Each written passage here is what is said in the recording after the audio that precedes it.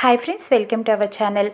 లహరికి juice తాగిన తర్వాత ఒక్కసారిగా ఏదో కళ్ళు తిరుగుతున్నట్టుగా అనిపిస్తూ ఉంటుంది ప్రకాష్తో. అయినా అలానే మాట్లాడుతూ ఉంటుంది. ఇక దీనికి ఇంకా కళ్ళు తిరగవేంటి, స్పృహ తప్పి పడిపోతే అని వెయిట్ చేస్తూ ఉంటాడు. అలానే ఎప్పుడు పడిపోతుందా అని అలా చూస్తూనే మాట్లాడుతూ ఉంటాడు ప్రకాష్. ఇక లహరి నేను బయలుదేరుతాను అని చెప్పి ఇక లెగుస్తుంది. అలా కళ్ళు తిరిగినట్టుగా తిరుగుతూ పడిపోతూ ఉండగా ప్రకాష్ పట్టుకుంటాడు. ఏమైంది లహరి అని చెప్పి అడుగుతూ ఉంటాడు. ఏమో కాస్త కళ్ళు తిరుగుతున్నట్టుగా అనిపిస్తోంది, ఏదోలా ఉంది అని చెప్తూ ఉంటుంది.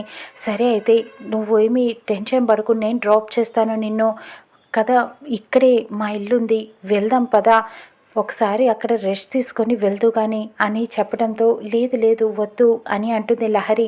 అదేంటి అలా మాట్లాడుతున్నావు, ఏం పర్వాలేదు నేను తీసుకెళ్తాను రా అని చెప్పి ఇక లహరిని అక్కడ ఉన్న ఇంటికి తీసుకొని అలానే వెళ్తాడు.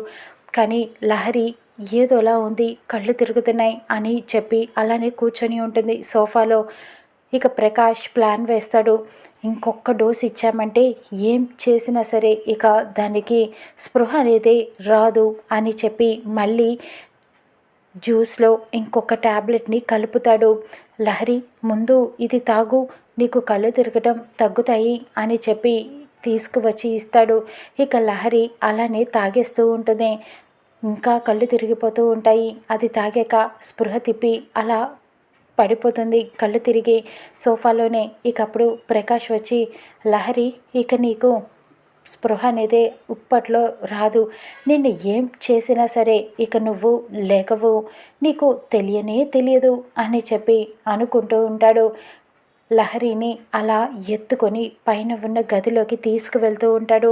లహరి అస్సలు కళ్ళు తెరవదు, అలానే తీసుకువెళ్ళిపోతూ ఉంటాడు ప్రకాష్.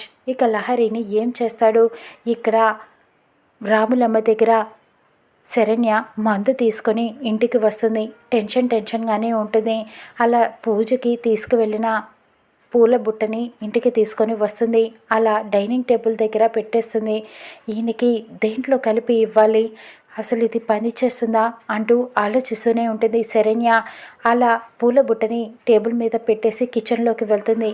ఆయనకి ఇది ఎలాగైనా సరే కలిపేసి ఇవ్వాలి, నా వాడిని చేసుకోవాలి అని ఆలోచిస్తూ ఉంటుంది శరణ్య. ఇక టేబుల్ మీద లీలావతి ఆ బుట్టని చూస్తుంది. ఇందులో కొబ్బరికాయ ఏంటి, దేవుడి దగ్గర వెళ్ళింది కదా గుడికి, పగల కొట్టలేదా, అలానే తీసుకువచ్చేసింది ఏంటి, అసలు శరణ్య ఎక్కడికి వెళ్ళింది అని చెప్పి లీలావతి ఆలోచిస్తూ ఉంటుంది. శరణ్య కిచెన్లో దర్శన్ తినే దాంట్లో ఆ మందుని పొట్లం విప్పి స్లోగా కలుపుతూ ఉంటుంది. లీలావతి వెళ్తుంది కిచెన్లోకి. శరణ్య ఎక్కడ ఉందా అని వెతుక్కుంటూ వెళ్తూ ఉంటుంది. శరణ్య ఏం చేస్తున్నావు అని చెప్పి అడుగుతూ ఉంటుంది. తన చేతిలో ఉన్న ఆ మందుని చూడదు. ఇక శరణ్య అలా పక్కకు పెట్టేస్తూ ఉంటుంది. ఏంటి శరణ్య, నువ్వు గుడికేనా వెళ్ళావు, ఎక్కడికి వెళ్ళావు అని అడుగుతూ ఉంటుంది. గుడికి వెళ్ళాను అత్తయ్య గారు అని చెప్పడంతో మరి గుడికి వెళ్ళిన దానివి కొబ్బరికాయ అలానే ఉందేంటి, ఎందుకు కొట్టలేదు, అసలు నువ్వేం చేస్తున్నావు అని అడుగుతూ ఉంటుంది. కానీ శరణ్య తడబాటు పడుతూ ఉంటుంది. ఏమైంది శరణ్య, అలా ఉన్నావేంటి, ఏదో టెన్షన్ పడుతున్నావు, అసలు ఏమైంది, ఎందుకు అలా ఉన్నావు అని ప్రశ్నల మీద ప్రశ్నలు వేస్తూనే ఉంటుంది. కానీ శరణ్యకి ఏం చెప్పాలో అర్థం కాదు. అసలు చేతిలో ఏముంది అని అడుగుతూ ఉంటుంది శరణ్యని. ఏమి లేదు అత్తయ్య గారు అని చెప్తూ ఉంటుంది శరణ్య. ఇంకా లీలావతి తరిచి చూస్తూ ఉంటుంది. శరణ్య మీద అనుమానం పడుతూ ఉంటుంది. ఏంటి శరణ్య, నా దగ్గర ఏమైనా దాస్తున్నావా ఏంటి అని ప్రశ్నిస్తూ ఉంటుంది. ఇక శరణ్య ఏం చెప్పనుంది, దర్శన్కి ఆ మందు తినిపిస్తుందా. అక్కడ లహరిని ప్రకాష్ పాడు చేసే ప్రయత్నం చేస్తూ ఉంటాడు. లహరిని బలవంతం పెడుతూ ఉంటాడు. కానీ లహరికి స్పృహ రాదు.